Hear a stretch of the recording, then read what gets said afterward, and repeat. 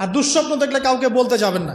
দুঃস্বপ্ন দেখলে কাউকে বলতে যাবেন না। যদি দেখেন রাতের বেলা দুঃস্বপ্ন দেখছেন, দুঃস্বপ্ন যদি দেখেন তাহলে বাম দিকে 3 বার থুতু ফেলবেন, থুতু ফেলার ভান করবেন, তারপরে পাশ পরিবর্তন করে ঘুমাবেন। দুঃস্বপ্ন মানুষ দেখতে পারে, আর দুঃস্বপ্ন শয়তানের পক্ষ থেকে দেখানো হয়।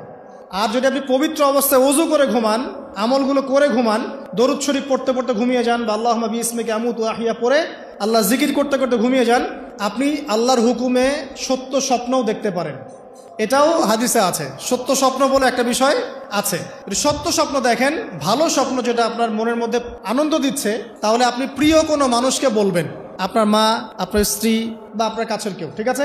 আর দুঃস্বপ্ন দেখলে কাউকে বলতে যাবেন না। দুঃস্বপ্ন দেখলে কাউকে বলতে যাবেন না।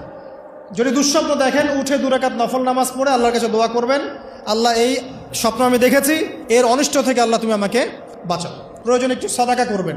আর দান সদকা তো এখন মানুষ কমিয়ে দিয়েছে নাকি? মানুষ সমিতিতে টাকা ঢালতে প্রস্তুত, আল্লাহর পথে দান করতে চায় না।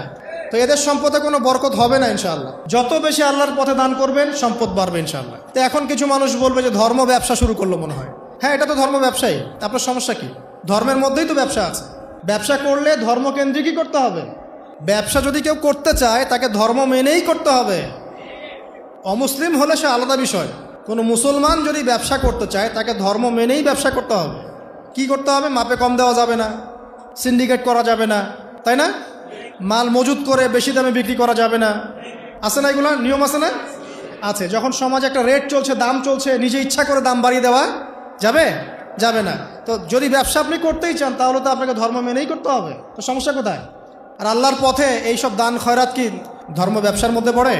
এগুলো তো ইসলামের কল্যাণেই প্রয়োগ করা হবে। মসজিদ করার ক্ষেত্রে, মাদ্রাসা করার ক্ষেত্রে, মাহফিল করার ক্ষেত্রে, দিনের প্রচার প্রসারের স্বার্থেই তো এগুলো করা হবে।